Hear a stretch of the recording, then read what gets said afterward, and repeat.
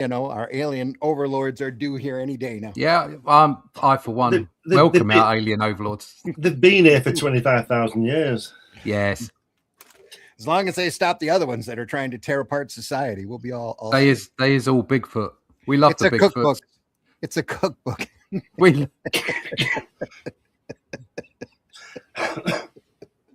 don't feel sorry for that royal family. They're all lizards. David Icke will tell you.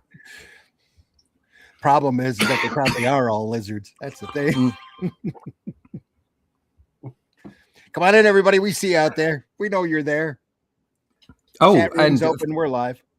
Just thank you, everybody who, if you're watching, who subscribed yesterday. I've now gone over the 1,000 subscribers mark. There you go. I've got 38.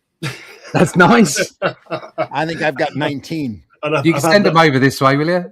Last time I looked, I was like 20. So I've had them, and I've had those about 12 years now. Yeah, it takes a while. They just don't realize they're still subscribed. That's all. Yeah, probably 50 of the people that are on my subscribed list, or half the people that are on my subscribed list are dead. So, oh. But apparently, I heard yesterday that this has been going on for a while. That there's some project that effectively AI's like disabled or dead accounts, and the idea was that maybe they could sell this process on to grieving families, so that they could keep an account alive, say a Facebook of Granny or something, or a missing child. How sick are these people? How sick is social media? Yeah. Yeah, but people will do it. I know some people are just so lost that they will do it. Yeah. Yep. Oh, well, that's enough of that terrible news. Good morning, everybody. Good morning, everybody. Come on in. Comments are open. I'm your host, Randy Zimmerman.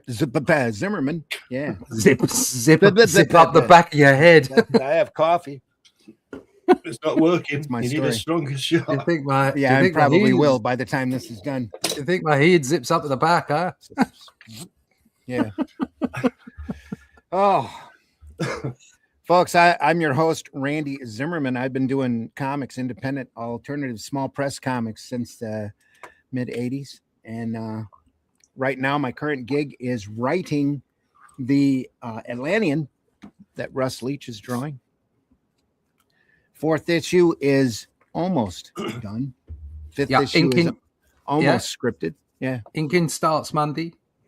All the lettering's done now, and it's going off to Aaron for some editing on Monday. Proofreading. Proofing and stuff, yeah. What? I think 10 pages of it are already inked. So there's only 40 pages left. So it's going to be done pretty quickly. There you go. So there you go. Yep. How many pages a day are you doing inking? On a good day, how many pages will you do? 2? 1.5. 1.5. 2. Yeah. Cool. Depending on the content. Mm-hmm. What time I got up. Yeah. Also joining us this morning, Mr. Glenn Fleming. Glenn, please introduce yourself. Hi, everybody. I'm Glenn Fleming. I'm a writer, artist, and publisher. I write books like this one, which tells you the story of my visit to see the late, great Jack Kirby at his home in Thousand Oaks, California. I also draw things, and this is one of my characters. This is Hatch. And you can get this book on Fun My Comic. And occasionally, I publish magazines about comics. This particular one, there's 15 issues of this on Amazon. There's interviews in with Randy and Russ and lots of other people. And we talk about comics and all this wonderful artwork. There's almost a whole history of Arrow Comics in there. Almost. I'm still waiting for that last bit. One more chapter. Yeah. But don't rush, because I'm not sure whether it'll appear in that one. I'll just keep me apprised on the deadlines. Don't let me. But then again, if you did it, it would spur me on to put it out. You say so. Oh, okay. So it's up to you. All right. Also joining us this morning, Mr. Russ Leach. Russ, please introduce yourself. Morning, my name's Russ Leach. I am the comic book artist from the UK that is currently doing the Atlantean. Oh, look at that. Here's a page of inks and lettering just to prove that it is happening. We've taken a little bit of time on this one because it was over the Christmas period and didn't want to jump in too quickly in the new year. So it will be available to fund in next month. So probably the second week. So it'll probably be the second week, and we'll be doing it then, and hopefully you'll like it. We certainly do. So if you want to find out more about it, you want to find out exactly when it kicks off, how you can get yourself digital versions of the other books that we've done, just go to russleach.com and sign up for the email list. Excellent. We are looking at the Eternaut, not the Externaut, the Eternaut. The book graciously on loan from PBR Street Gang. What a guy. Happily looking through it. The Externaut. Beautifully done book. Or the Eternaut, I should say. I'm going to start calling it Externaut now. Yeah, anyway, the Eternaut. Osterheld and Lopez. Erica, I would imagine that last name is Mina. It's doing an excellent job translating, by the way. I'm about 50 pages in, and it's reading incredibly well. Very great story. This is where we left off. Did you get to finish it off, Randy? You said you were going to read it. Did you? No, I'm about 50 pages into it. Right. It is a read, but it's a good read, which is amazing, actually, because I thought it was going to be kind of a rough read with all the prose in it. But it's actually moving incredibly well. And there's a lot more going on in the dialogue than what we're seeing here in the pictures. So it's about equal plot involvement with both story and dialogue. Of course, there's a lot of talking heads in a lot of this because they're talking back and forth about their situation. Alien invasion, radiated snow, killing people, large bugs, all of the normal things that happen down in Buenos Aires. all the things you need. All the things you need. All your things you need for a coup d'etat. Yeah. Watch Lopez grow as a artist, getting better all the time, taking more chances, doing more great work. Marv in the house. Good morning, mates. Catch you later. Deadliest catch is looking awesome, awesome-tacular. Excellent. Morning, fellas. Morning, Skip. Skip in the house. Skip Edwards Art. Glad you're here.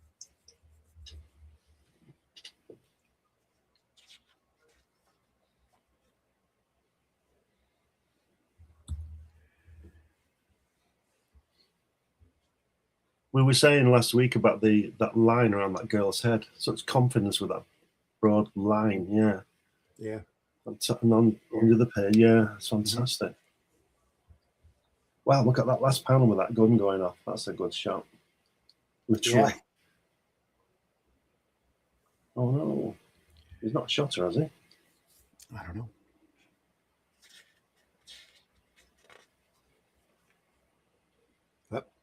Oh, no.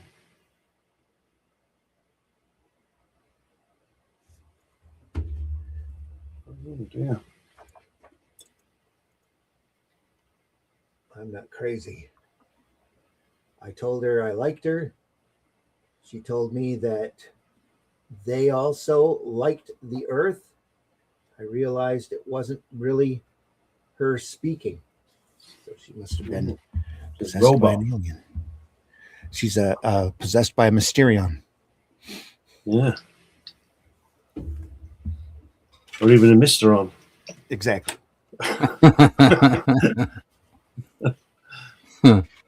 So we've got Mysterions and Extranauts. Extranauts. Actually, the reason it's called the Eternaut is this guy here pops up in the past in front of the narrator and tells him the story. Right. So, and he labels himself the Eternaut, and he's happy to have landed where he did. That's the first page.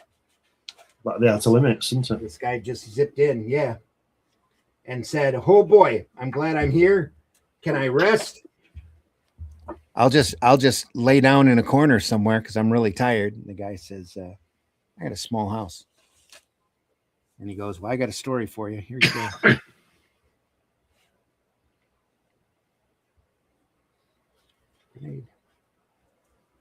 We were saying this last week, weren't we, Russ? The artwork is really reminiscent of those Commando comics and 2000 AD type of thing. Yeah, very much so. It's very European. Battle, Major Easy. Yeah, that kind of stuff. Yeah, yeah. We should cover those. I got a good book on Major Easy. So you know how I like Esquera's work. So is it all Esquera? Is Cam Kennedy in there? I think it's all Esquera, actually. Right. Okay. I'll look though. We'll look through it. I'll as soon as I find it, I'll pull it aside and we'll look at it. Yeah. I was looking on Facebook. They had some pictures from the Joe Kubert Italian comic he did shortly before he passed. Tex. It's a big Western character in Italy. He did a full novel of. That's really, really pretty. I've got that here too. That Dark Horse translated into English and published here in the States. It's very pretty.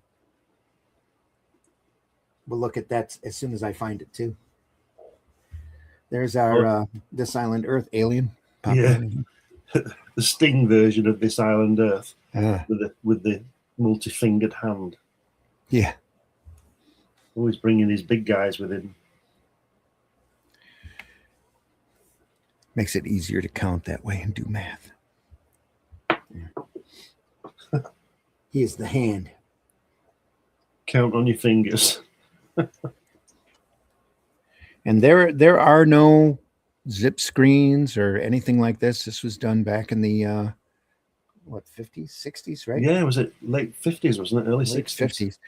Yeah. Wow. This is all done by hand. Everything, all the gray tones that you see here are all line work, cross hatching effects. The graduated tone were all done by hand. No computers, no duotone, no letrasets. I mean, we won't go into it again, but there's a serious political story behind this story, isn't there? There is, yeah. It's very anti the government in Argentina at the time. Cost him his life in the long run, and the life of his daughters. Like you say, there's lots of talking heads, but if there's a lot of talking, then there should be talking heads. Yeah, there's a lot of story. Wow, look at that. Wow. Look at that lighting on that building at the back. Oh, that's cool. That's fantastic, isn't it? There's lots of work in there. There is. Wow. And everything's all around that light source. All of this line work here. Yeah. Right to there. Beautiful stuff. Looks even like the back shadow. Look at this. Yeah. Great. That's great lighting there. Yeah. He's it looks like he's copied that, literally photocopied that face into the next panel. Yeah. Yeah, it does. I don't know, there might have been an issue break here too. You never know. He might have had enough time when he's finished that thing. Or that this could be a big Eternaut logo originally, and they just put that face up there in order to keep continuity running. Wow. Again, just beautiful line work here.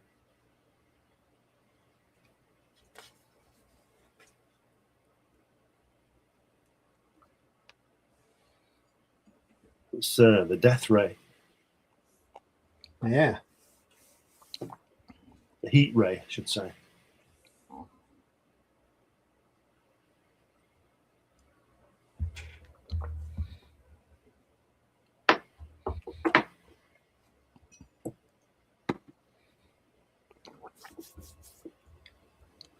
Is all that I'm going to say that what you point out? You must have read my mind. Is that all? It's all line work, isn't it? On that shading.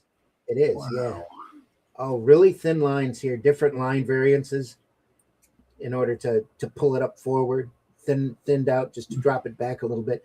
And the shadow or the light, the intense light here, knocking out most of the detail. Wow. It's really well done. I want to see the originals of this. I bet they don't exist. I have no idea. None whatsoever. I reckon they've been gone a long time. Yeah. Wow. Oh. That's why he needs all those fingers. He's got lots of buttons to press. You know, when you're on your keyboard, you do Command Option 5 and you struggle. Well, he does Command Option 5 backwards. Oblique, capital A, lowercase a. Like if you want to get to the blue keys on either side of the keyboard, you just got those hands. Yeah. You've got no chance of breaking into his computer because of his password. It all needs to be pressed at the same time. Doesn't even have to remember it. He just puts his fingers on the board and just does it. Yeah, it's like playing the guitar. It's just a shape, isn't it, to play your chord? Which you can't remember. Yeah, if you didn't know the story, this would look like just a fast-moving hand. Yeah.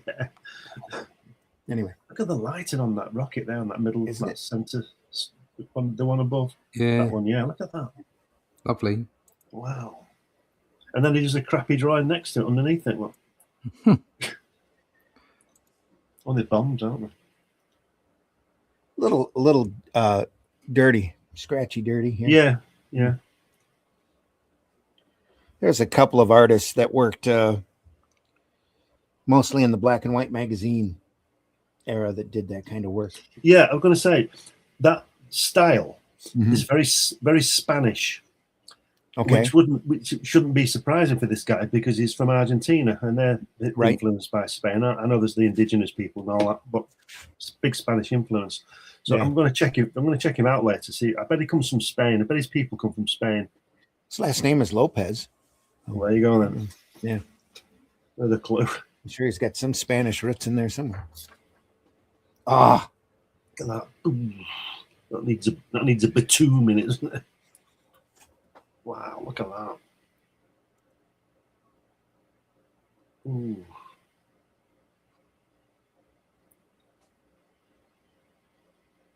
Wow. Oh, they took out the alien. Oh no, they've not killed him, have they? I don't know. Oh no. Total destruction. Center of the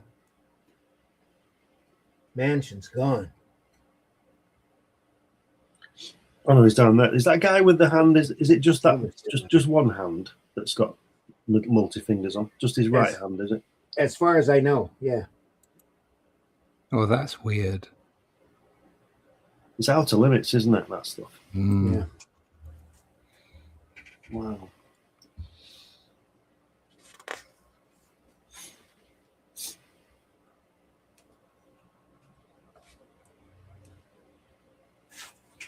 Do these guys look like they've lived? They look like they've been in a fight and lost, don't they? Yeah. They're all smashed up, aren't they? Look at that.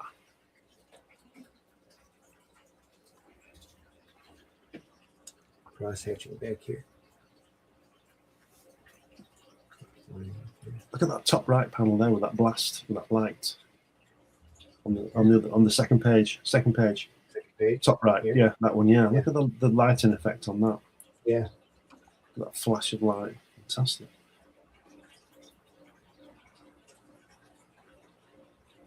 Just think if you arrested this Island Earth guy, it'd take you 4 hours to take his fingerprints, wouldn't it? Yeah. Yeah.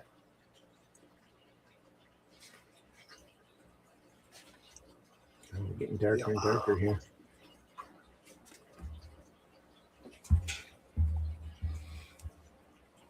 Is he a goodie or a baddie, this finger guy? Oh, he's the alien. He's bad. Right. He's got his bazooka there. Wow. Goodness. Wow.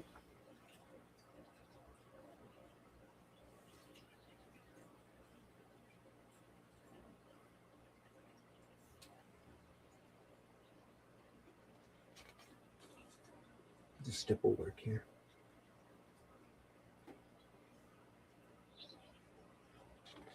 Here they come.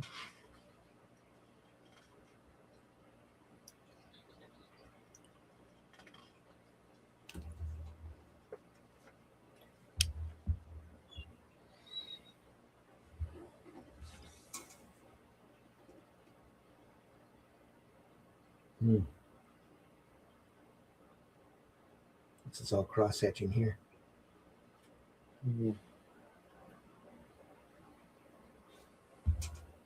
They're all. Oh,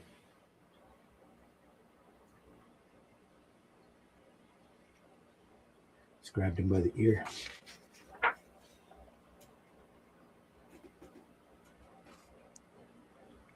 I reached behind him, took out a device, it looks like.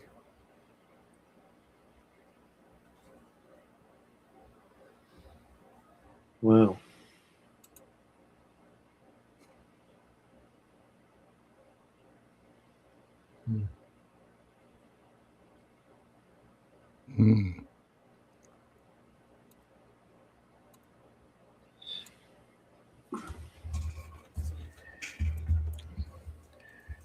It's an interesting shot.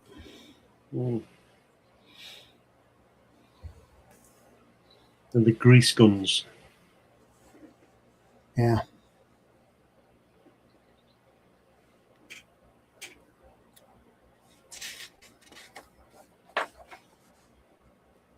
To the wall. Look at that. Look at that panel there. That's the sides of the faces on that third panel. Yeah, look at that. Wow.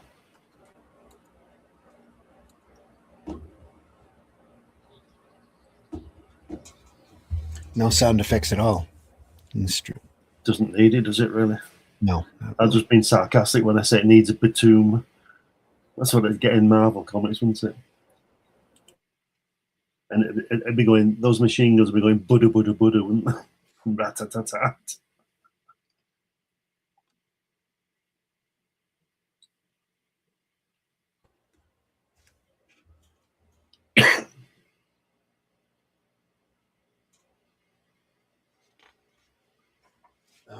Plenty of killing for people, isn't there? With a bazooka.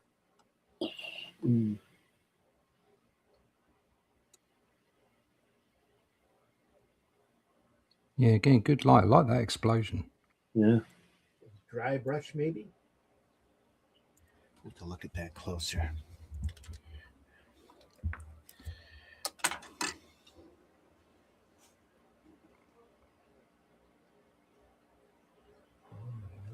That might actually be either a screen. It's a little bit of dry brush, it looks like here. If it's not a screen, photographic screen. Oh, this is all stipple work here. Beautiful. Dry brush, I think that is. He's not used a sponge, has he? I don't think so.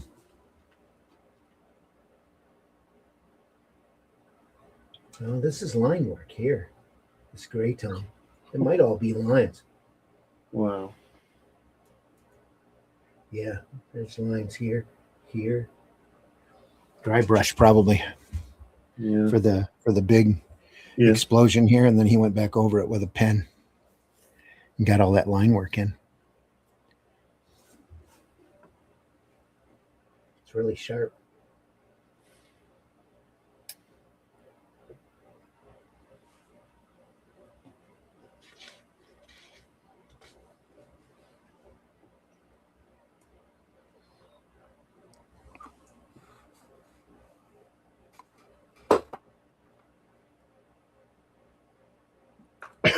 That's a nice shot at the top left, the shadow. Yeah, the one, the first panel, the silhouette. Yeah, fantastic. Wow, it's great, isn't it? Doing this shows, because you see lots of different styles, and you can see where the artist has solved the problem, as it were. You know. Exactly. Yeah. Yeah. Yeah, I love looking at older stuff, because there's just, and again, you caveat this, that Everyone traces every now and then. You got to get jobs done.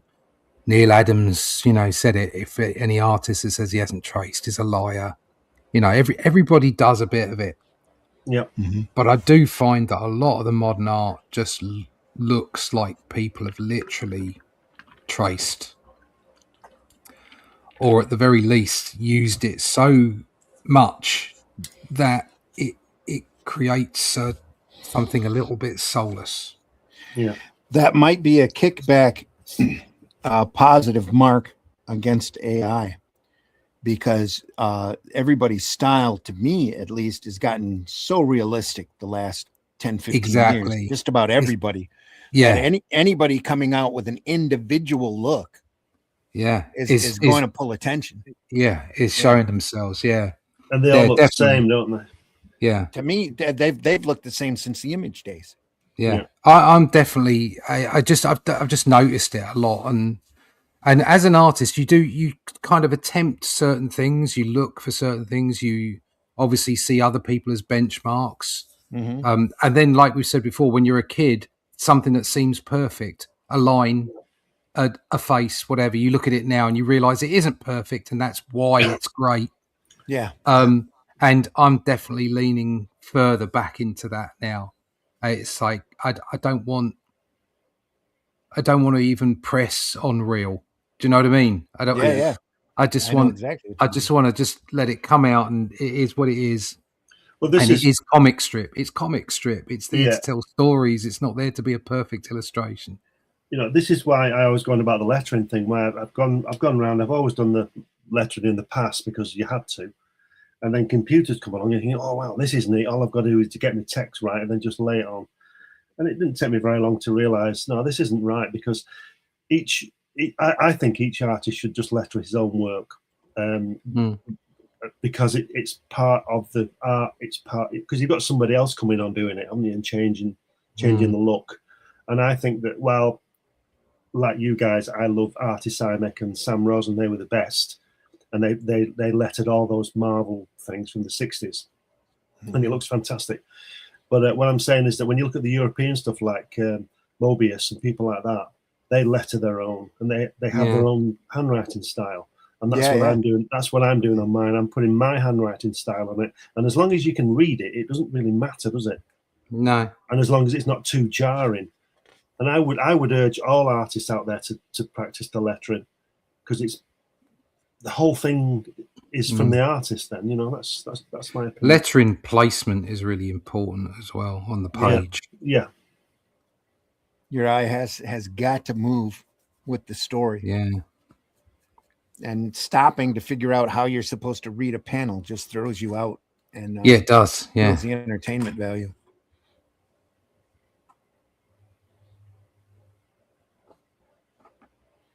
More big monsters here. They look like apes there. Doesn't it look like a gorilla? Yeah. Our gorillas apes. Yeah.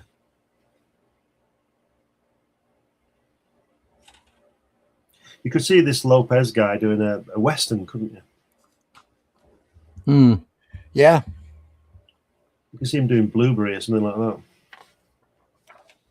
Sort of gritty Western. Yeah. Yeah. In fact, when did Blueberry come out? Was it 60s? Yeah, it was around this time. Right. He started working on it. There's a lot of Blueberry out there, so just like there's a lot of Eternauts.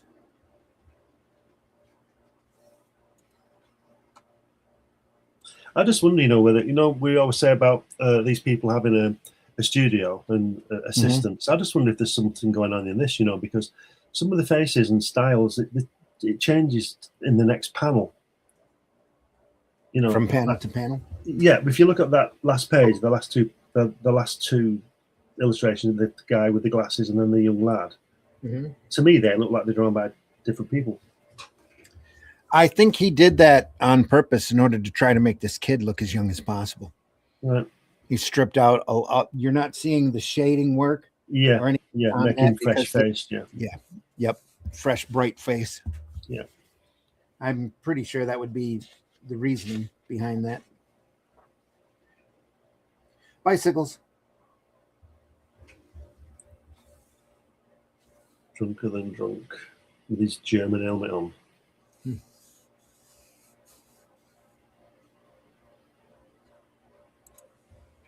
Germans. And here, this kid's starting to look older. Look at that. Yeah. He's 25 now. He was 17 to start with. Yeah. Huh. Guess that's what pedaling a bike will do for you. Now, there's a great way. There's a great way. Have you noticed the bikes? There's two pictures there with the bikes in. There's one on that page, one on the previous. And he's done them in silhouette, so he doesn't have to do all the spokes and tread and everything. Just make sure the wheel's round. Fair enough. Yeah. But I have full respect for that. Yeah, it's like we say, your eye will fill the rest in. Yeah. Gets the job done too. Yeah. So there's no doubt what it is. He's telling the story instead of spending time on gears and spokes. Yeah. Exactly. Yep. Oh, man. Every time you turn a page, there's something new to marvel at. Look at all that grass. Wow. Love it. Drawing grass is great. You should use a flexicurve for your grass. It's brilliant. I love drawing grass. And then when you get fed up, you can cheat. Well, not cheat, but you can do the silhouette at the end. Get Vinny in to do a silhouette for you.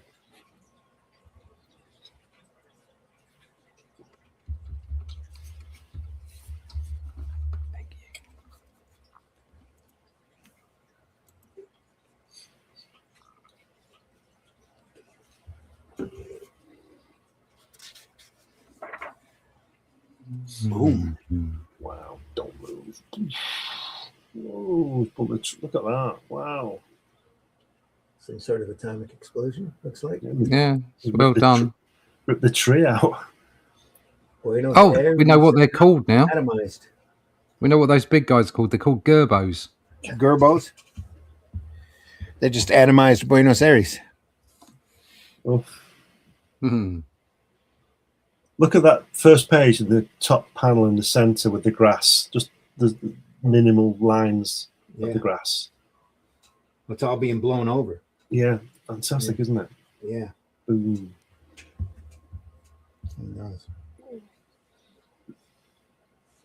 Still, though, nobody does atomic explosions like Wally would. No. Those are phenomenal. I bet Wally would looking at this in 1959 thinking, you don't draw atomic blast like that. Yeah. Who is this guy?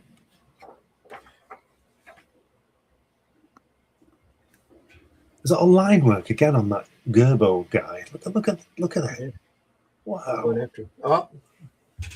How did they suddenly switch to Michigan? He loses a tire hitting a pothole.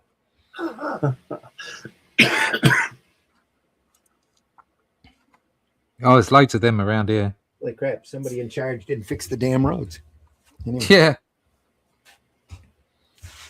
Our current governor, that's what she got in on. Was, I'm going to fix the damn roads.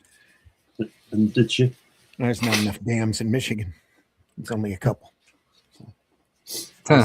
She might have fixed them. I don't know. Hey. Hey. That needs a drum roll, that one. Half awake. Sorry, what can I tell you? That's nice. Oh, look at the cute faces.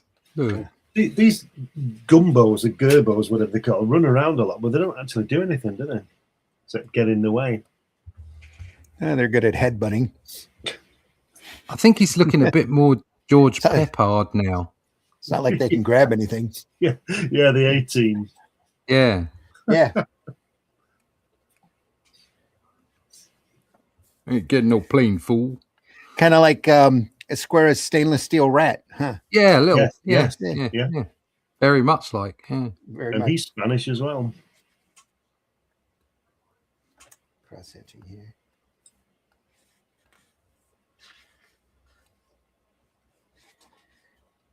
He must have kind of a weak spot for young kids because he has a really hard Leave time it. No, that drawing. That's what I meant. Drawing young kids. You know what I meant. But anyway. All right, just for that, we're going to look at Dondi. That'll be great. Anyway, it's a young kid. Comic strip. Dandy. Dondi. Dondi. Oh, D-O-N. Was that Indian? No, it's I believe it's a French immigrant kid, orphan left over from the war. It's a comic strip about the kid's adventures here in the States. Fair enough. It's done by Erwin Hasen, who did this big golden age artist. For many years, did a lot of did a lot of work for DC, a lot of Justice Society work. Right. Okay. He ended up the last, I think, 20, 30 years of his life, he taught at Kubert School. Ah, okay. Look at that pen work in the bottom right-hand corner. Isn't that crazy? Yeah. Must have taken hours to do that. Yeah. It's the time he saved from the bikes. Yeah. I would imagine he's got it down to a system, though. He could probably knock those out. If it was really a lot of intensive labor for him, he would probably figure out ways to get around it. But instead, let's just say it's not work for him. Yeah, it's a scribble hand to do this. He knows what he's doing. Yeah. Not work at all. I love this. The negative space working here. Partial silhouette. These are all, again, lines for the grass. Shading here. I love that. It's one of those guys like Crumb, Robert Crumb, who has this style that's just almost photographic, but it's in his style, you know. He's got this beautiful sense of shading. You see a pen drawing from Crumb, especially in his later years. It's just awe-inspiring with his line work.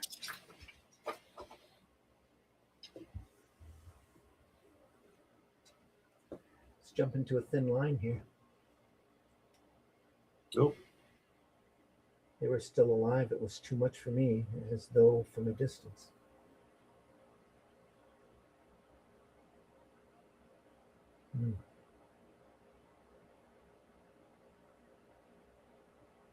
Yeah, that's a cop-out, isn't it? He thinks they're dead, and they said, oh, there's a faint heartbeat. They've only fainted. Get out of here. You don't faint for an hour, do you? No, they're in some sort of coma.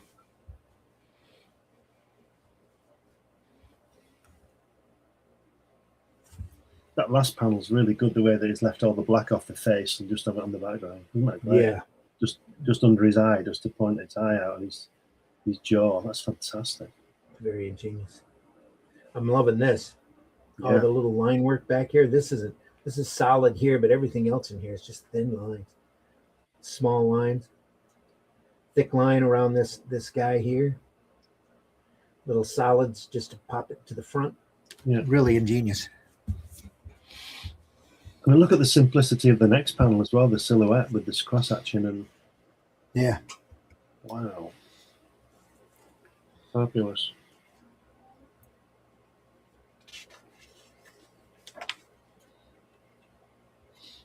Vinny panel. And a half Vinny panel below it. Yeah. Yeah.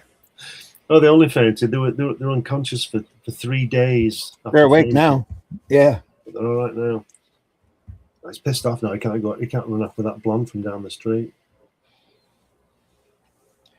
It's all right. He just starts jumping through time. So, anyway. Well, they were knocked out. They didn't faint. Was it Maxwell with his silver hammer? Yeah. Look at that guy with that German helmet on in the top right.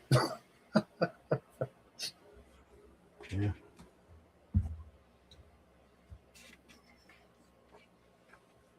Oh, he's back.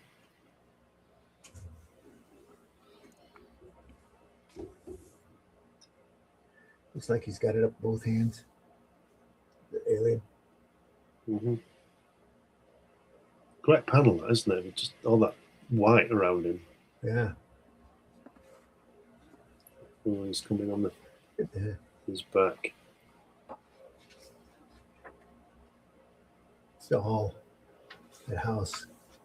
It's line work, beautiful. The only thing that's solid is the silhouette on the guy and whatever this is, sun or whatever it is back there. It's one of those gumbo fellas, isn't it? Gerbo or whatever they call. Gerbos? Yeah. Garbos? It's the one that he killed it when he was going to kill him, didn't he? Yeah. Look at that. Look at that shine on that thing he's taken off his belt. Yeah. That's what he controls the monsters with. Yeah. He's killing them all. Yeah. Oh. This guy with the glasses gets smashed up more every time we see him. That's Favelli, I think the character's name is. He's right at the very start of the story. Yeah. Yeah. He's all the way through this. Don't open it. Ah. Oh, no. Oh.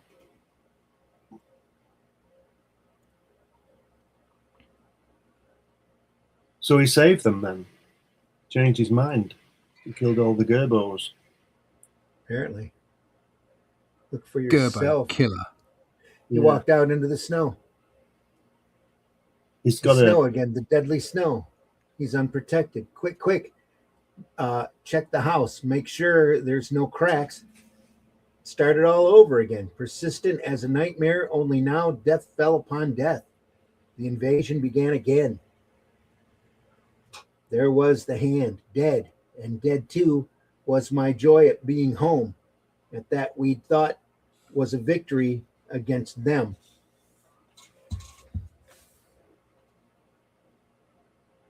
The deadly snow had started falling again. The whole horrible thing had started over. Those big monsters have a sister, don't they, called Greta Gerbo. Yeah. It was only a matter of time. Well, somebody had to do it. It might as well be me. We're never going to see them here in the strip, though, because they all want to be alone.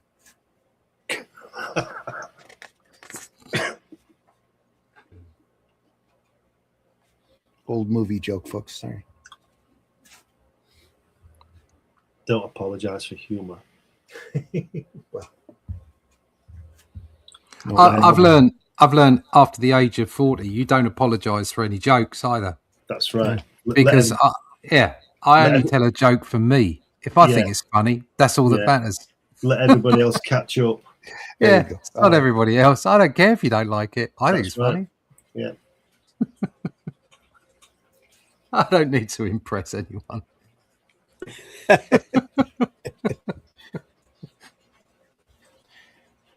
Folks out there, show us you're alive. The chat's open. Let us know. Let it snow. Let it snow. Helen's the worst person for jokes. She got her jokes mixed up the other week. She said, you know that you'll know the joke.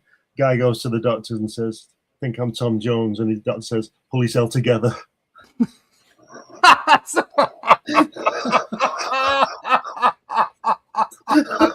That's funny all on its own, isn't it? Yeah.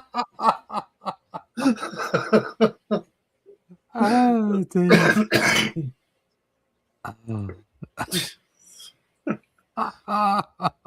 It's like the elephant one with what is it? Tommy Cooper. Go on. What's that?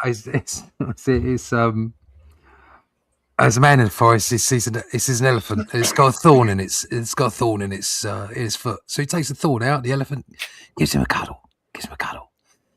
Later on, several years later, he's out and there's a big parade in a circus. And up comes this elephant, and it picks it up and snatches him about, kills him. Different elephant.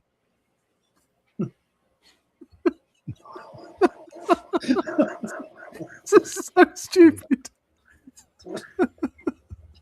Welcome to Dad Joke Hour. It cracks me up every time. It does. I went to the doctor the other day. I said, Doctor, I feel like a dog. He said, get off the couch.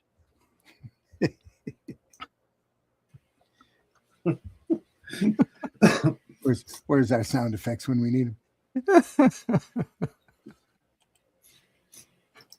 Oh, dear.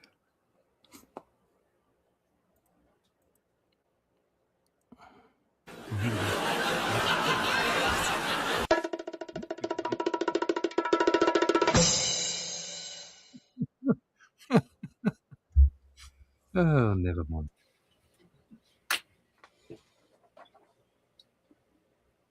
Oh, there's a group shot.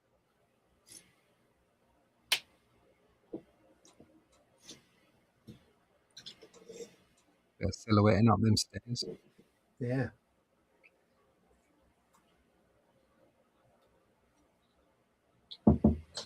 It was insane. It was insane. If we'd stopped to think, we would have sent one person to explore, but we all wanted to know. The noise from above had become a shrill, piercing cry. Look at the eyes on him on that bottom left panel there.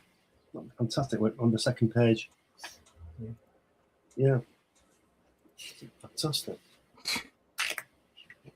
Could one of them be waiting for us in the attic?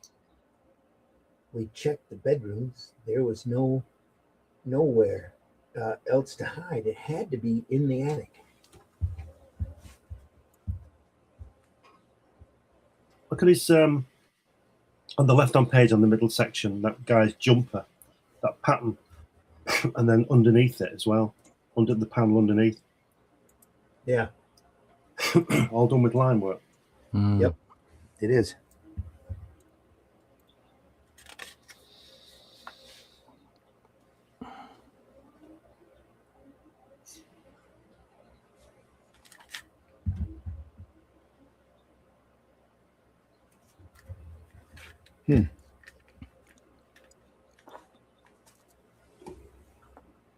That TV, is it a TV or is it a radio? Radio, isn't it? In the chair. Looks like a radio.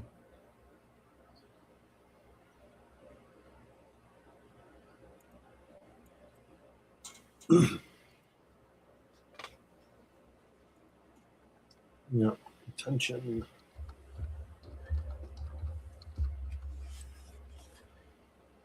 Quiet. Okay. Can make out words. The voice was nasal, but fully human. It's in French now. New Russian, voice repeating German. the same word, now in German. Russian. Wow. Russian, yeah. Keep saying attention over and over again in different languages.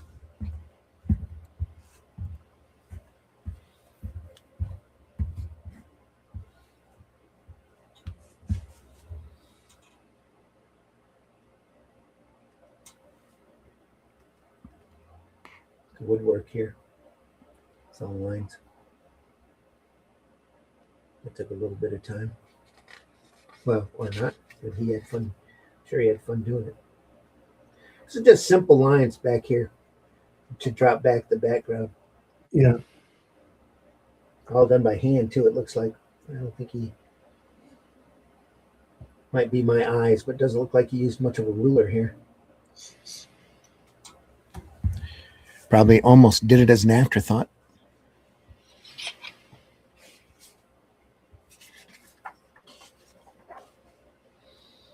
Suddenly the radio becomes a major character. I bet he's got the exact same radio sitting somewhere in his studio.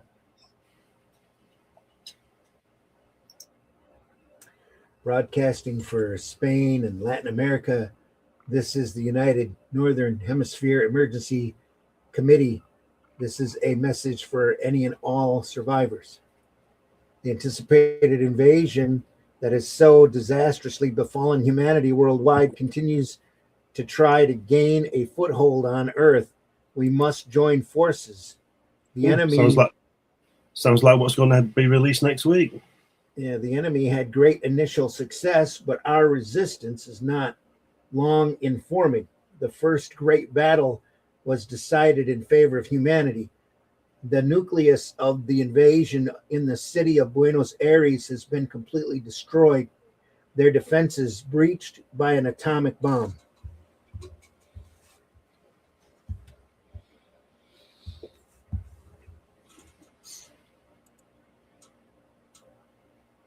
Though the first victory was a significant one, our second attack guarantees the final victory and will be of even greater historical import. We've gained control of the deadly snow. No one listening can fail to appreciate the immensity of that feat. Controlling the effects of the deadly snow is the same as winning the largest battles. Controlling the deadly snow means we're in a position to stop the snowfall in pre-established areas. We cannot give any details which could be of use to the enemy, but in every part of the world there are zones free of snow. Ooh. There we are. We're going to have to move to a no snow zone. Snow joke. Snow joke at all. Oh.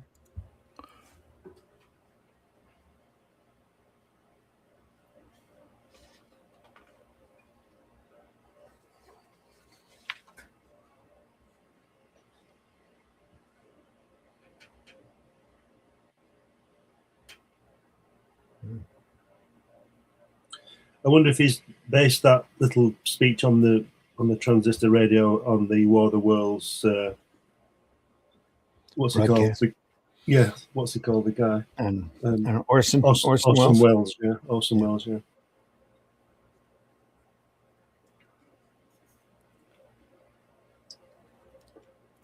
Really, one of the first, if not the very first, invasion stories.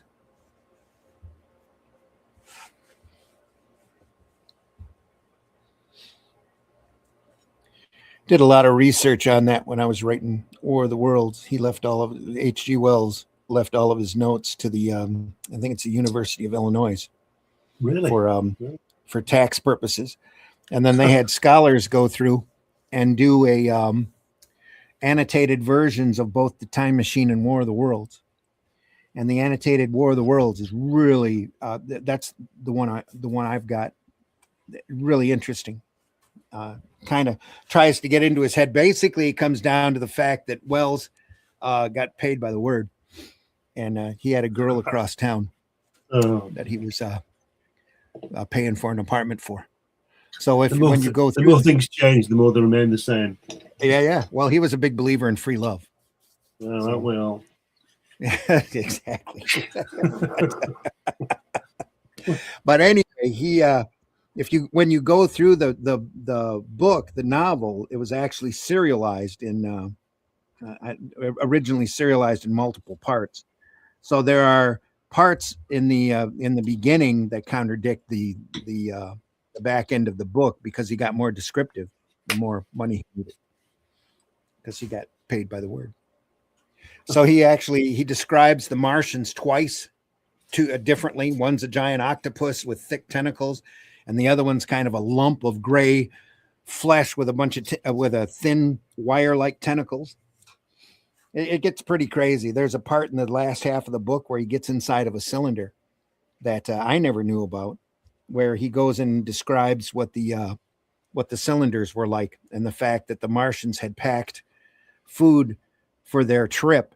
And then he goes through and describes the gray aliens, small gray, large heads, almond black eyes, small dots for a nose. The bodies that he found inside the cylinder. He says he figured they must have packed them for food. It's really fascinating. The book is, once you get into it. There's a lot more to it. He was describing Greys 60 years before Roswell. Yeah. Wow. There you go. At least 45, 50 years. Yeah. That's from publication date, isn't it? Yeah. It's published right before the 1900s, originally.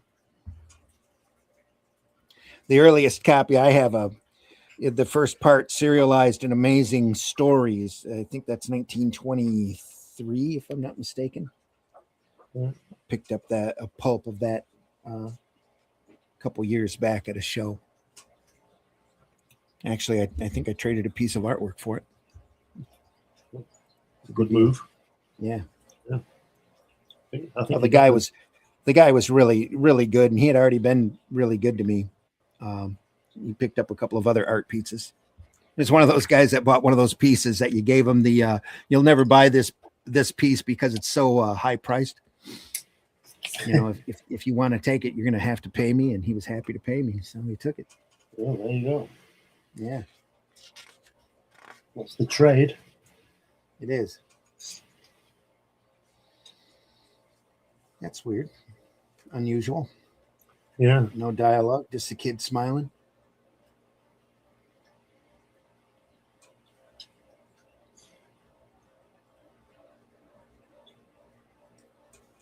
Kind of a quick page there. A lot of dialogue. Yeah. Spend a lot of time on that one. Yeah. And then just a lot of verbiage going on here. What page are we on here? 315. Wow. That is 315. Yes, sir. That's a lot. It's a lot of work, isn't it? This is only the first book, too. There's, I think there's 2 other books. One, there's another book by Lopez, or another series by Lopez, and another book by another artist. Another story.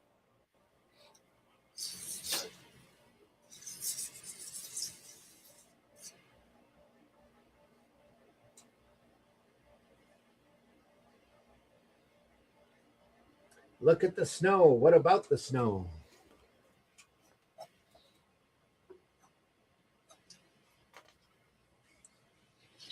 Is that the? It's thicker than ever. And every go, moment it seems to be killing more heavily. What? Just go back. Is that the overview that those houses there? You know, in The Shining. Here? Is it the overview, that hotel? No. Oh yeah. I don't know. No. The overlook. It's beautiful. The Look overlook. at that. Yeah, it's lovely. Thin line. Yeah. The snow's coming down thicker than ever.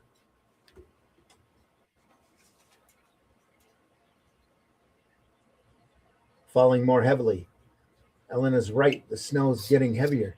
This must be their counterattack.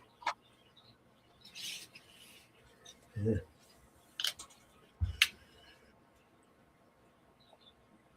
Wow.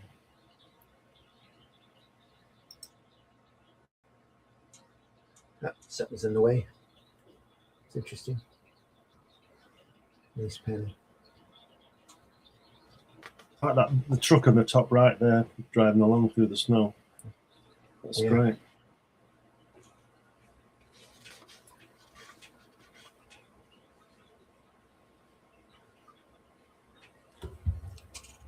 A Gerbil.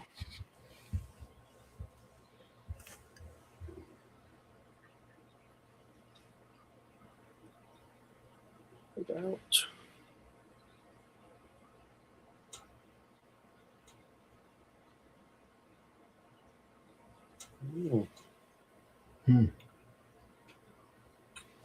They think he seems to think the Gerbo is operating independently. That's the same panel, isn't it? First page, middle section, last panel. That guy with the glasses. Yeah. Yeah, and then on the other page, it's the same. It's the same thing. It's just a copy, isn't it? You can tell by the shading on his head. It's all the same. Yeah. Yep. You're right.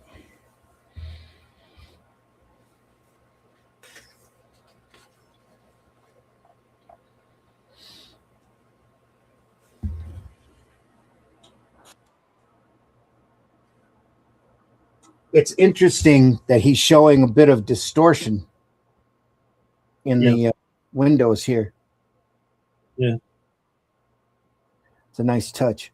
They almost look flat because of the view screen there, or the visor. Yeah, the visor.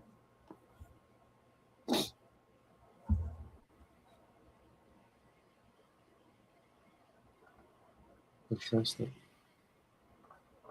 Imagine going through all that, then it starts snowing again. Yeah. Well, they got out of it.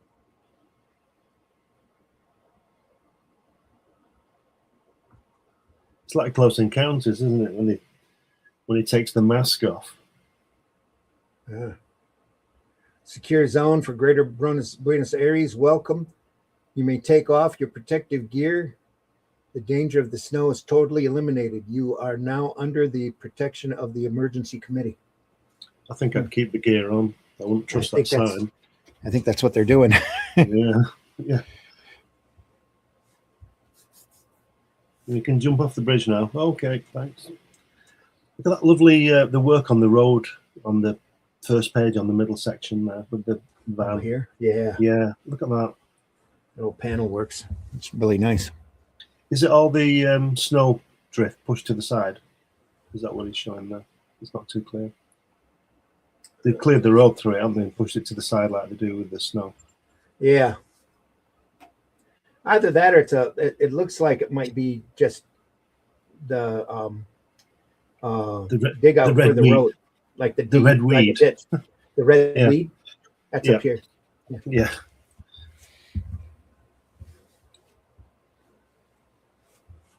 Looks like a ditch. I'll tell you something which is an inspired I don't know what the word is. The way that he's drawn those silly hats, rectangular shape, rather than I bet early on, I bet when he was doing his preliminary drawings, he did it as a circle. And he thought, no, this is crazy. I'm going to have to do all these different angles of circles. Oh, I'll just this here? It's easy. Yeah, it's easier to do a box like that than a circle, an ellipse. You know, so he's thought, sorry, I'll just do a box. Right. He'd still be, if he was doing those in ellipses, he'd still be drawing them.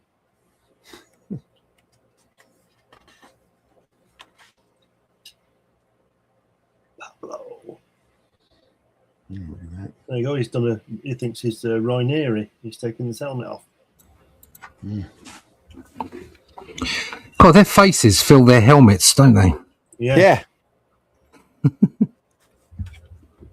We're just talking about how that's really interesting that he draws them flat onto the screen there. That guy on the top right looks like the school teacher from Bash Street Kids. Yeah, it does. Yeah.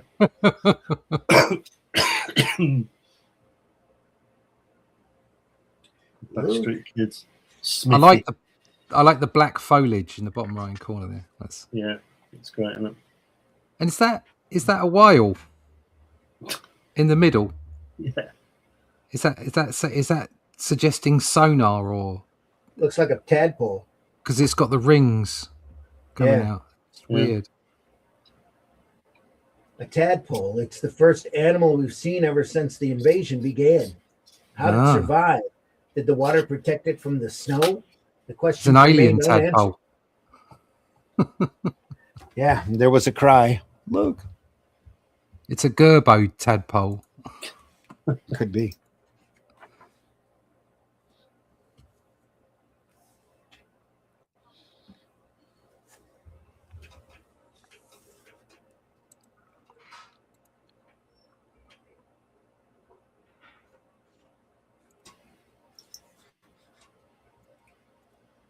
The order is for all survivors to turn over their weapons. That's an order. I have to obey it. I think not. Could they be robot men? I know what my first response would be to that. It's like, no. I'll be keeping my weapon. Thank you. I'll be keeping my weapon and my gun if you don't mind. They saw clearly the handle was a hidden control device. The metal tongues connected through their hands. Oh, they're robots. They are robot men. Get back. Back. They're clankers. Yeah, we're tricked. It's a trap. Let's get out of here. Everyone to the truck. Everyone to the Batmobile. Yeah.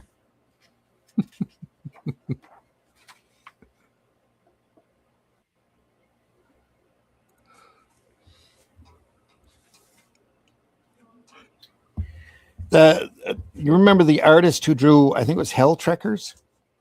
2000 AD? That's what that looks like. I barely remember that Hell Trekker's name, but I don't remember the strip. The inking style on that looks a lot like Lopez here. There was a few in 2000 AD at the time, there was like was it the Doom Lord, the PSI one as well, the PsyOps one, where there was a guy with like special abilities and a few sort of almost like this strip, sort of based in the current world. I know the Doom Lord one was photographic, wasn't it? But the sort of stuff that was based in the current world, like Mach Zero or whatever it was called, there was like this. He was almost the Bionic Man or whatever. Strips like that, and they all seem to be done by the same people. Was it? Yeah, Bellardinelli. Was he one of them? Bellardinelli. Yes. was one of them, wasn't he? Yeah. He drew the Yellow Claw, didn't he? In Tiger, I think it was. Have you seen the Yellow Claw? No. I only remember the Yellow Claw from Nick Fury. Nick Fury. Yeah, I'm getting mixed up. It's not Yellow Claw. It's the Claw, and it's in Tiger or one of those 60s comics. That kind of style. That's Bernardinelli, I think. Somebody will know.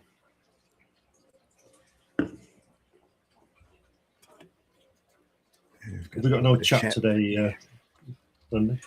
Yeah, everybody's run off. Apparently, nobody's talking. Everybody's run off. Everyone's run off. They're all They asleep. might still be sleeping in. Jose Ortiz and Horatio Lalia were the primary artists for Hell Trekkers. Right. Ortiz, I remember that name. Ortiz, I remember. It was by John Wagner and Alan Grant, Yeah, PBR is in the house. Waving hello. Hope you're doing on the well, boat. PBR. We'll go on the boat.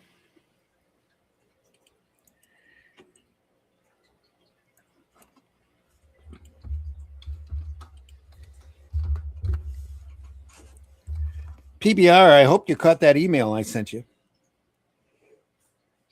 Last week, I think it was, about your what you needed, what we talked about over the phone. Very cryptic. Sorry, it's all right. Don't want to be no, it's fine. Too direct. Running up against those monsters.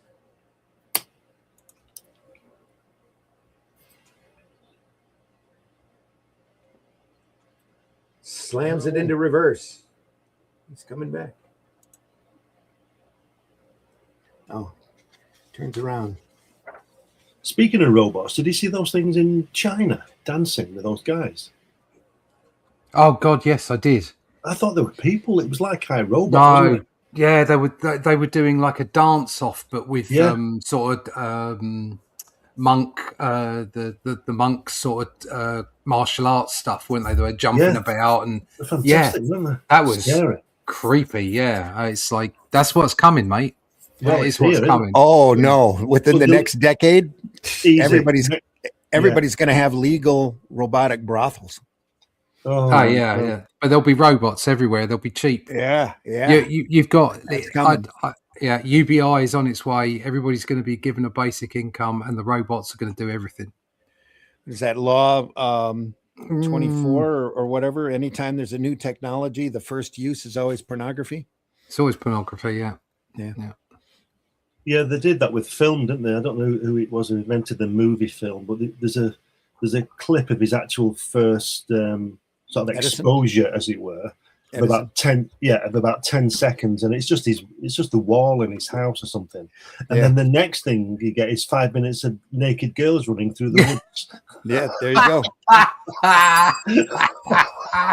Straight in, no messing about. Do not divert. Do not pass go. Do not collect £200. Yeah, just get straight in there at the porn. And then came the Nickelodeon. Then came the Peep Show. Yeah, that's what it was. Yeah, just more ways to look at naked women. That's why you had that little visor with the crank on the side of the box. Yeah, you got to do something with your hand, didn't you? Yeah. Well, you still had a free hand, but. I watched one of those things with you look in the little visor and crank it with your hand in Amsterdam, and I mean, it was guilders then. It's euro now, but you put a guilder in, and this guy's sitting there. Don't worry, it's not going to be bad. This guy's sitting there, and this girl comes in and starts to sort of feel his hair, and then it runs out. So you've got to put the gilder in. You've got to see what happens because she's gorgeous. Oh yeah, and he's very handsome. So you've got to see what happens. So you put another gilder in, and then she walks away from him and gets a glass of wine and brings it back to him, and it runs out again. So you think, I'm invested now. So you put another, and you're there all day, and nothing happens. It's Not just at all, two yeah. people having a drink. Yep. Yeah. I went to what was it? In Spain. The one with the big ugly tower at the port. That's in France. No, in Spain. I can't remember. Not in Barcelona. Yeah, Barcelona. That's it, Barcelona. Went to Barcelona and they had the Museum of Porn or something. It was a sex museum, and they just had they had all this stuff and early vibrators and pneumatic fists on a stick and stuff like that. It was crazy, absolutely crazy. They were female temperament control devices. Yes. Is the tower you're thinking of the Sagrada Familia? The one that never got finished or whatever. The Gaudi. That's it, Gaudi. Yeah, an amazing building. That's how the vibrator was originated anyway. Oh, cool. It was created by doctors because women were going into his office very frustrated, and he figured, upon examination, self fellatio seemed to really change, or basic masturbation, cured their mood. So he created cures the mood. And after a while, he got tired using his hand, so he come up with a device that would do it. Oh, I am dead serious. That's how it got. That's how it got. No. Yeah, that's what he told you. Yeah, that's what he told everyone. Yeah. He's now running the Green Party, by the way, Glenn. After a while, he had so many patients that his hand was worn out, and he had to do something about it. So his hand was it worn it down to a stump. Was he called Epstein? This guy.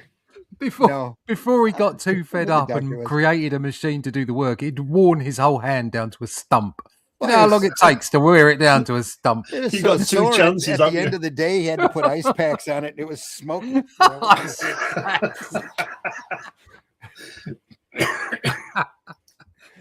Oh dear! Look it up. I know that's real. Anyway, look it up. Look it up. Look it up. Don't trust me. We all know we can trust the internet now. Yeah. Oh dear! It's such a wonderment of true facts. Oh, I'll look for it. Maybe ended up in the junk folder. It's so ridiculous. It's got to be true.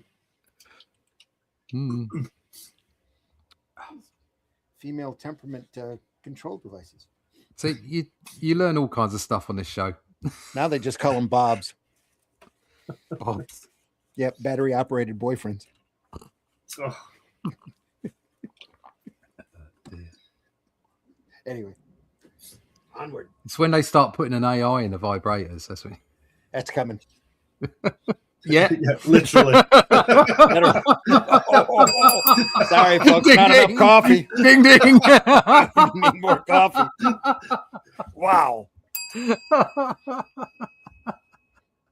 Oh dear. Turn the page. What we're looking at again? Oh yeah, science fiction. This is the Eternaut. Yeah. Oh, where is it? The page. You're looking for the page. It's in front of you, mate. Stop looking for porn and just get on with the comic. Somewhere. Oh no, I don't have any porn here. What are you talking about? Yeah. It's all in my other room. Yeah. Fell upstairs on my phone. Yeah. That standards and practices calling. So yeah, it says nuisance, so I'm just going to leave it. It'll go off in a minute. It definitely has to be standards and practices. Yeah. Go on, get off. I'm not wearing any pants. Film at 11.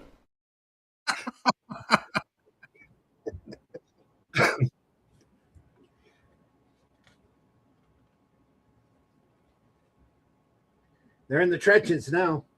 Look at him. This strip is reminding me of 24.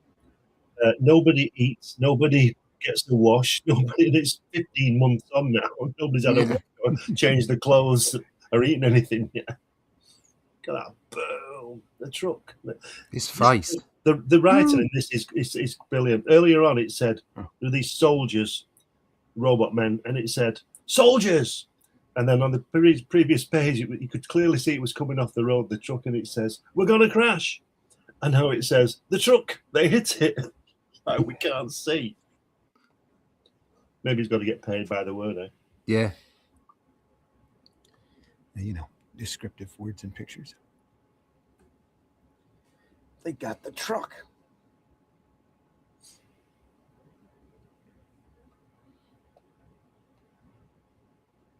And where are they carrying all their ammunition for these machine guns? Oh, don't let that bother you. Renewable clip. It's not bothering me. I'm just making a point. They have pockets. Wow. Oh no, it's them. For no apparent reason, the artist decided not to draw this panel, so we filled it with words. Yeah, it's weird. I bet that was one of those titles that you said. Yeah, I'm sure they had the Eternaut there. They should just leave it on, shouldn't they? Yeah, that Wouldn't text bother me. would have been in So. at the top of that panel, wouldn't it? That's right, yeah. Yeah, you can see where it left the space for it. Oh, yeah. This one over there.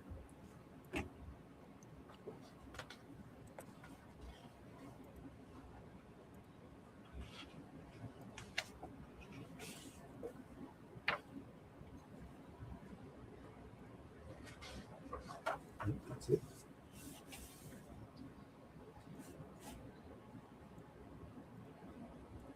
When he puts his mind to it, he does some good expressions, doesn't he? Mm-hmm. Must be one of them flying Tic Tacs they were talking about. Yeah.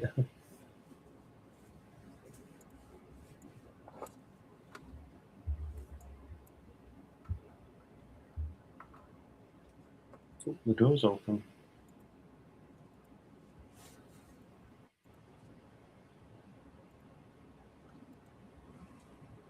It's very strange that I would imagine that flying a spaceship's different than flying a plane, because you wouldn't understand all the controls. You know what I mean? The controls might be the same, but you wouldn't know which was which. Yeah. It's dangerous to stay out here where the robot men can see us. Hurry inside.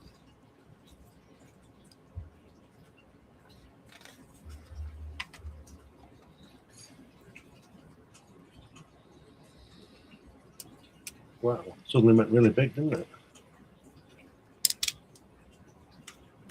Is this the time machine? Mm.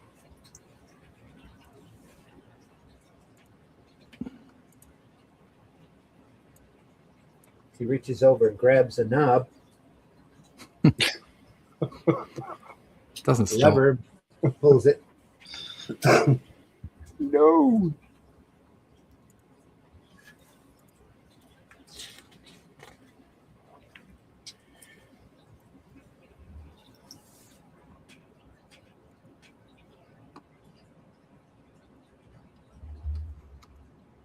Oh, yeah. There we go. It's traveling all over the place.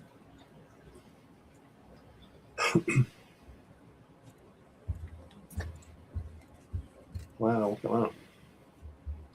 I know.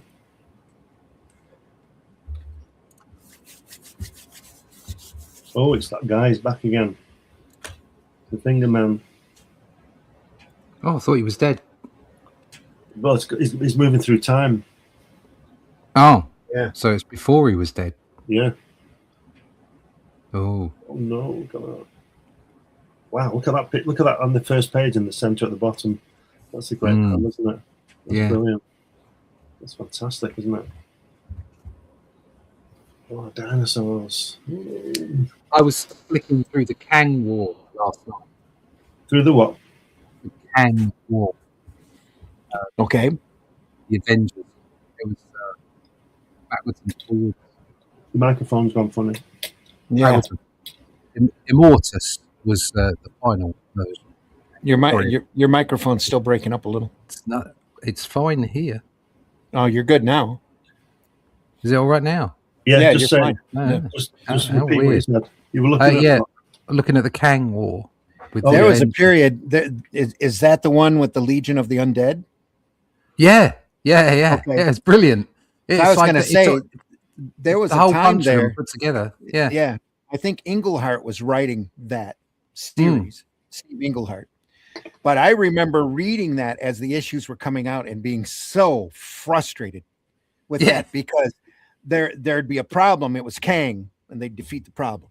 Then there'd be another problem. It was Kang, and they'd defeat Kang the again. problem. Yeah. And it went through like 6 times because Kang kept coming back, sure that this was the Avengers team that he could defeat. Eventually, he removed himself. They removed themselves from the timeline. Yeah. So I don't know how they came back after that, because obviously they're back in the U. They're back now, aren't they? I just remember that, and the Legion of the Undead was cool because Human Torch was in it. Yeah. Frankenstein Human Torch, was Baron there. Zemo, Frankenstein, the ghost from Silver Surfer lasted 1 issue. Yeah, and all Power these Man. odd characters come back. Yeah. That was a cool part of that story, but it just got that was so the best redundant. bit. Yeah. It got so redundant after a while. You were just going, okay, Kang, okay, we got it.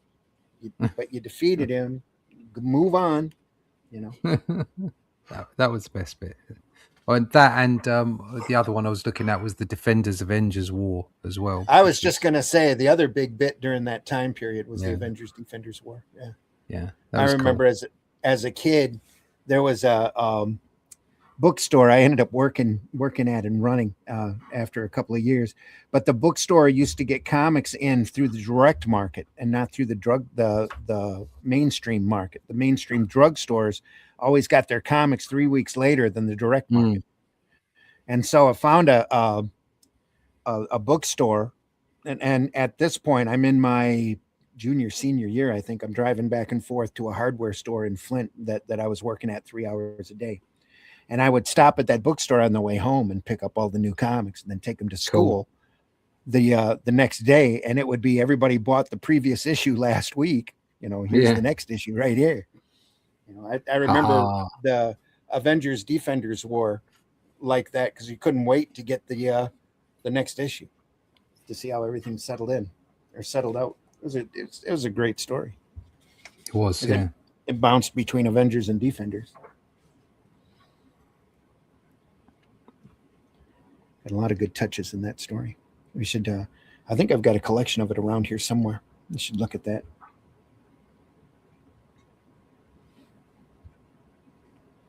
I don't have the Kang War stuff though. Unless I've got it in single issues, I might still have it. No, I've got a collection of it. Dude. Some of it I think I've got in some Avengers Essentials as well in black and white, which is quite cool. Yeah, I've got all that in Essentials. Yeah. Talking Heads. Loopy doo. Things seem to be improving all of a sudden. But he is moving. There's more panels. Yeah. Well, there's more exposition here. There is a lot, isn't there? Yeah. Getting towards the end.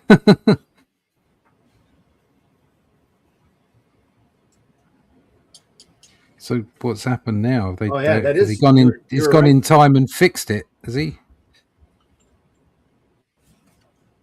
He told him that there's multiple universes and planets, and we've got to keep fighting, and that there are lots of species, and they've all got one thing in common, which is spirit, to fight and survive. That's what it's on about, and all that. There you go.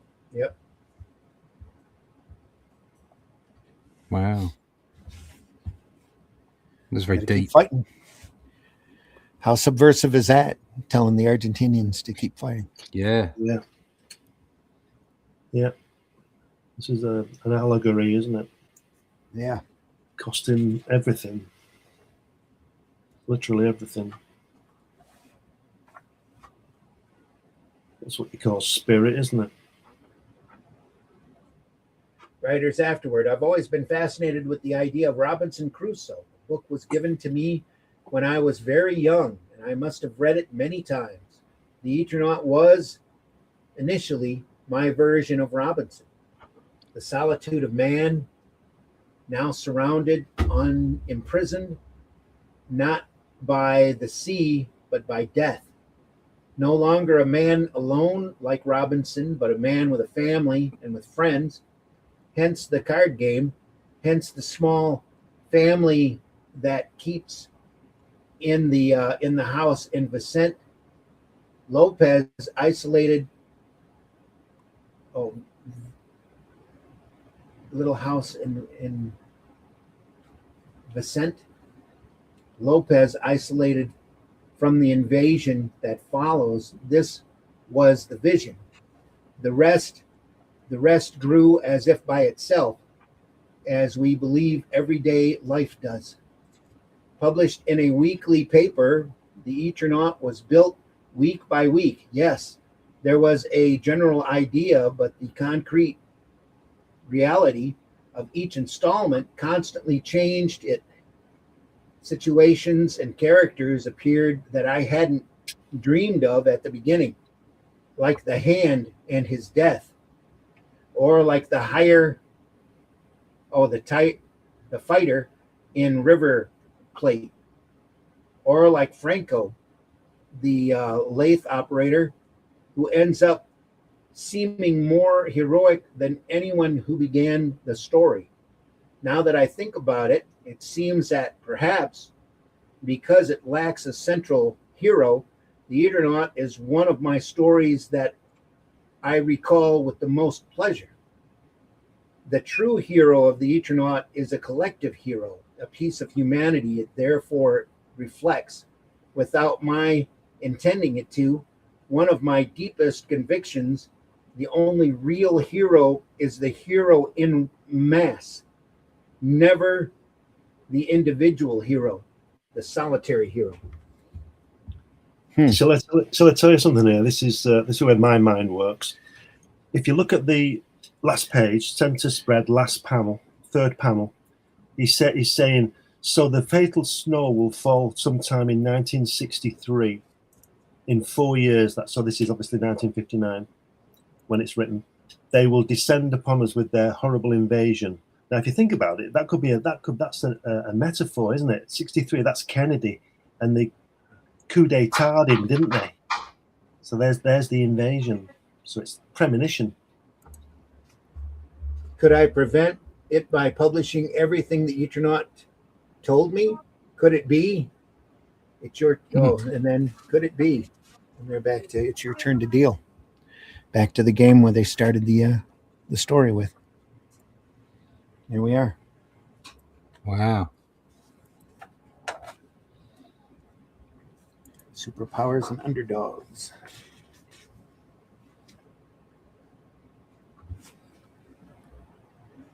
The blow up of the panel where he's traveling through time.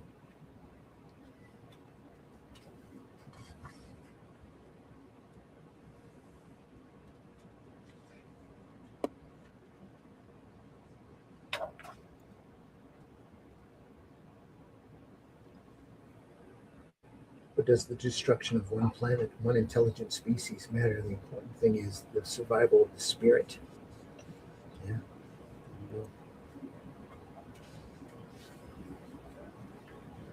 There they are. Odenfeld and Lopez. Odenfeld passed in 77 with a question mark. They weren't really sure when he was killed. And then Lopez lived to 2011.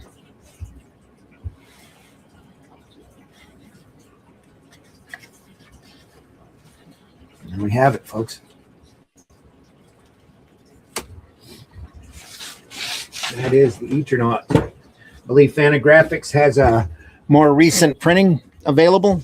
It's a series by on Netflix now. The first season is out. I believe the second one is on the way. It's Eternaut. If you want to see more of the Eternaut or more of an explanation of Odenfeld, I recommend the video by Matt, and that's Matt, Matt, Matt with 4 T's. Does some excellent videos on comics history, and he has one on the Eternaut that's very enlightening. It's the main reason why we have interest in this book. So we thank him for that video. Next week, I'm not sure what we'll look at. I got a couple things around here. We'll find something that we'll look at next Friday. It'll be good. This Sunday, we're going to continue looking at the pilot of the future, Mr. Dan Dare. Ooh. The man from nowhere.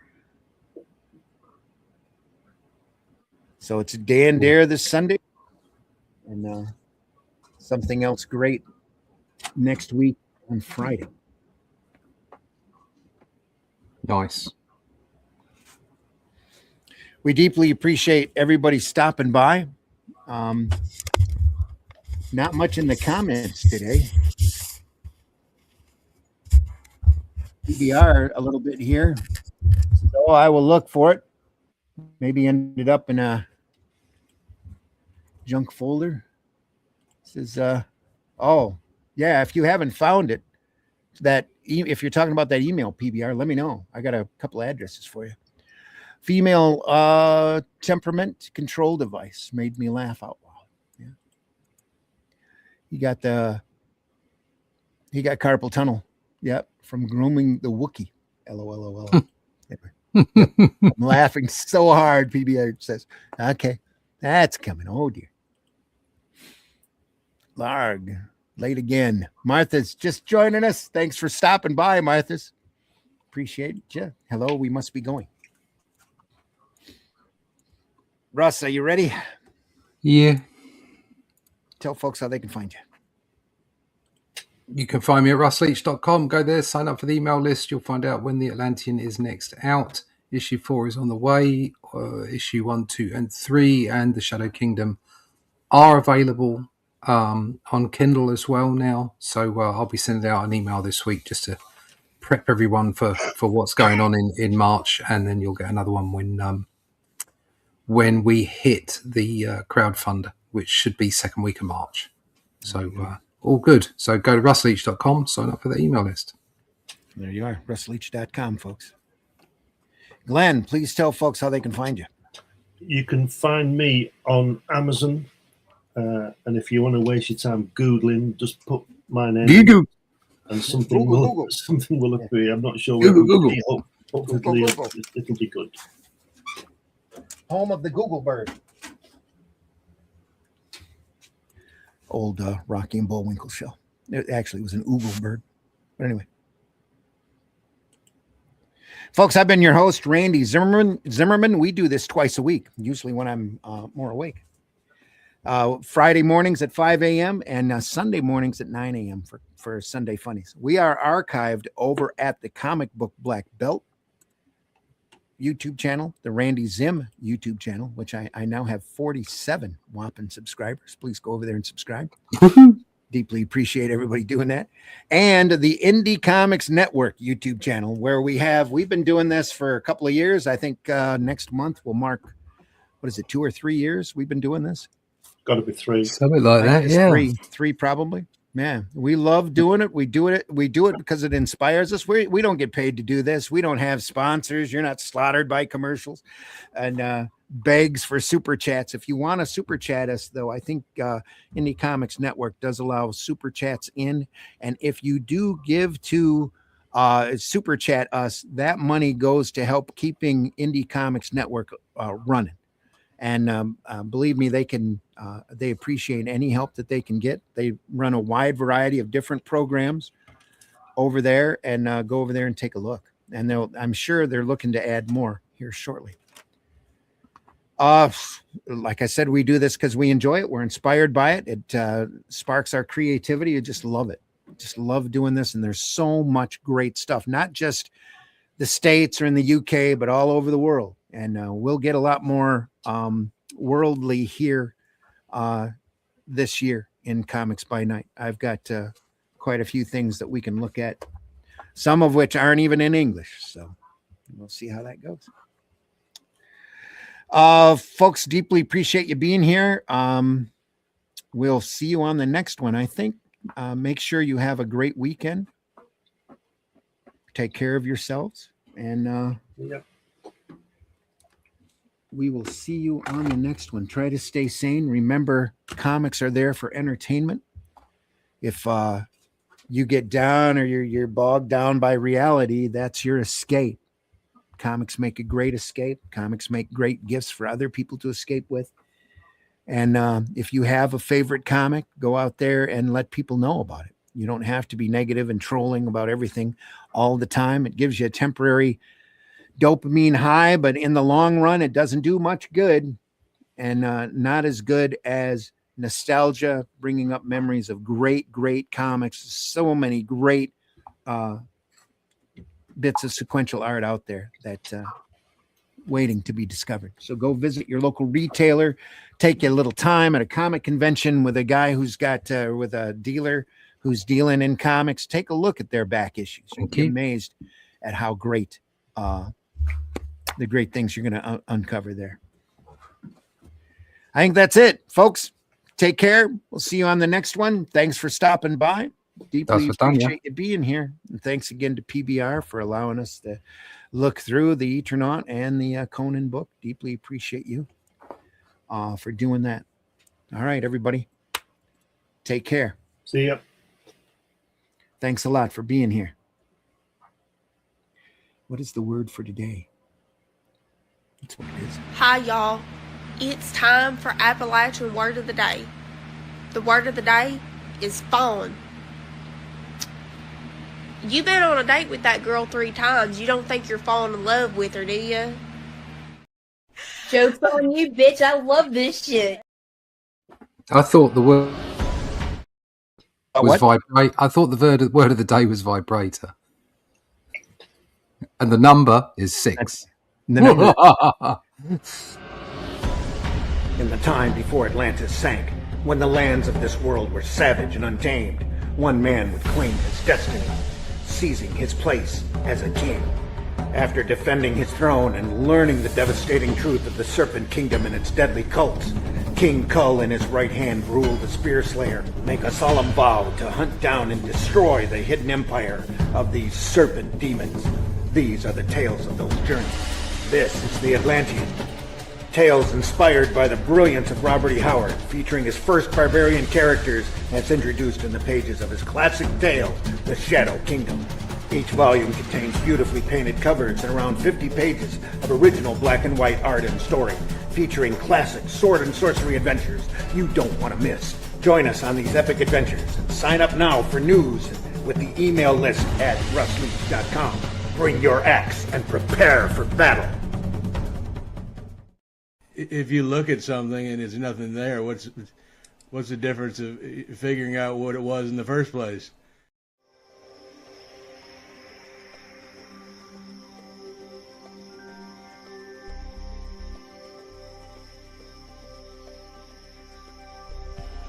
What was that?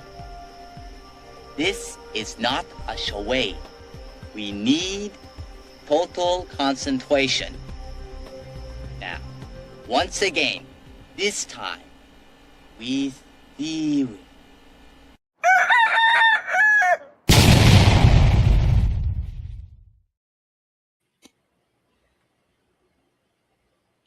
Didn't catch. Come on, here we go. Taste the biscuit. Taste the goodness of the biscuit.